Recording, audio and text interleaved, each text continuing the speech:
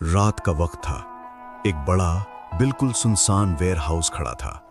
उसके गेट के पास सिर्फ एक बोर्ड की लाइट टिमटिमा रही थी, जिस पर लिखा था लॉजिकॉप सॉल्यूशंस 24/7 ऑटोमेटेड फुलफिलमेंट। दूर से कुत्तों के भौंकने की आवाज आती है और तेज हवा की आवाज सीधी सीधी सुनाई दे रही थी। सैम की ये पहली नौकरी थी और आज उसका इस काम पर पहला दिन था। सैम अपनी पुरानी थकी हुई बाइक लेके आता है और उसे गेट के पास पार्क कर देता है। वेयरहाउस का मेन एंट्रेंस बिल्कुल खाली था। उसे कोई भी नहीं दिखता, ना कोई सिक्योरिटी गार्ड, कोई हवलदार, कोई नहीं दिखता। सिर्फ एक बायोमेट्रिक स्कैनर लगा था, जिसकी लाइट ग्रीन हो जाती है जैसे ही सैम उसके सामने खड़ा होता है। दरवाजा अपने आप खुल जाता है। सैम खुद से बोलते हुए थोड़ी शक की आवाज में, अजीब है, सिक्योरिटी गार्ड की नौकरी है लेकिन गेट पे कोई है ही नहीं, सीनियर भी नहीं दिख रहा कोई। सैम अंदर जाता है और सिक्योरिटी डेस्क पर पहुंचता है। वहां एक पुराना क्रैक स्क्रीन वाला टैबलेट पड़े रहता है।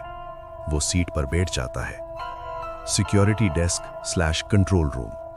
सीसीटीवी मॉनिटर्स पर कोई क्लियर फुटेज नहीं दिख रही थी, सिर्फ स्टैटिक और धुंधलापन दिख रहा था। उनके पीछे वेयरहाउस की अंदर की तरफ रोज ऑफ शेल्व्स बिल्कुल खाली और शांत नजर आ रहा था। सैम टैबलेट उठाता है। जैसे ही वो उसे छूता है, स्क्रीन अपने आप ऑन हो जाता है। टैबलेट स्क्रीन पे लिखा था, user night guard 04, shift 03 AM to 06 AM, task complete the pending inventory. Sam screen को नीचे की तरफ स्क्रॉल करता है। एक ही आइटम का नाम लिखता है, item number 01, a child's laughter bottled, location aisle 14, shelf B2। जैसे ही उसने लास्ट लाइन ये वाली पढ़ी, सैम हंसते हुए थोड़ा बेचैन, बच्चे की हंसी, बॉटल्ड, ये क्या मजाक चल रहा है। लगता है यहाँ पे पहले जो गार्ड था उसने जाते जाते कोई फनी प्रैंक सेट करके छोड़ दिया है। सैम को लगा शायद उसे ये टास्क जो मिले हैं कंप्लीट करने होंगे। तभी सैम को बहुत तेज आवाज सुनाई देती है। वो एकदम से घबरा जाता है। वो आवाज आयल 14 के तरफ से ही आ रही थी। सैम हंसते हुए बोलता है, हवा के कारण हुआ होगा, पहला दिन पता नहीं क्या क्या देखना पड़ेगा। सैम अपनी टॉर्च या फ्लैशलाइट ऑन करता है और आयल 14 की तरफ जाने लगता है। वेयरहाउस काफी अंधेरा था।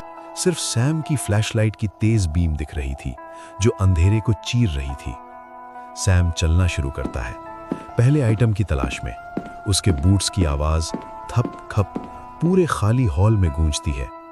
कहीं दूर बिल्कुल धीमी से रोबोटिक मशीन्स या कन्वेयर बेल्ट्स के चलने की एक अजीब सी आवाज आती जा रही थी।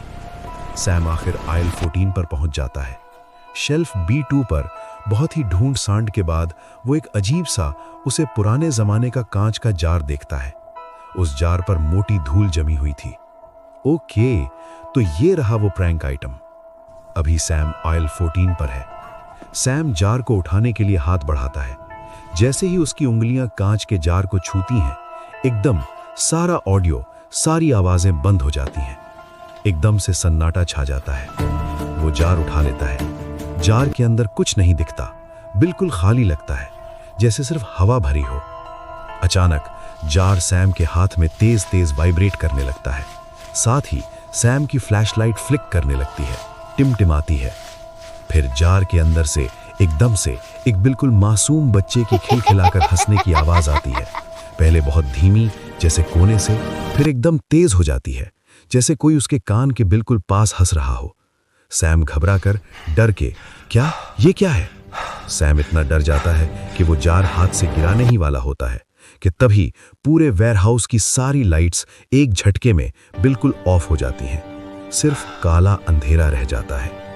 इस गहरे अंधेरे में बच्चे की वो भयानक हंसी अचानक बंद हो जाती है और उसकी जगह बिल्कुल सैम के कान के पास से एक भारी, गहरी, डरावनी सांस लेने की आवाज सुनाई देती है। मैं हूँ